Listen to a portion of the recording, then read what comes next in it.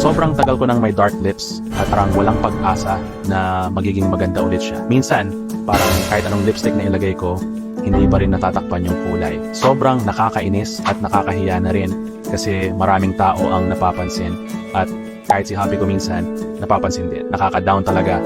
Pero, salamat sa sister ko, naisip niyang itry ko yung Belani Lip Cream. Sabi niya, subukan mo na lang, baka mag-work. So, tinry ko, every morning and evening, nilalagay ko lang siya at after mga isang buwan, grabe, ang laki ng difference. Yung labi ko, nag-lighten na, tapos mas soft pa. Hindi ko in-expect na ganito ka-effective siya. Ang ganda pa ng ingredients, may super vitamin E, red, shea butter, at sunflower oil. Lahat ng mga ito, alam ko talagang maganda sa skin at lips.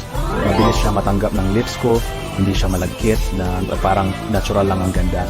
Plus, nakita ko na available siya sa mga malalaking online shops gaya ng Amazon at ginagamit din siya sa mga bansa gaya ng US at Southeast Asia. Super trusted ko talaga siya.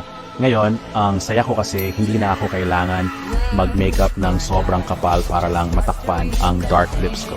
Super soft, pinkish, and smooth na siya. Kaya kung may dark lips ka, try mo na yung Belani Lip Cream. Grabe, ilang linggo lang, makikita mo na ang difference. Magugustuhan mo rin yan, promise!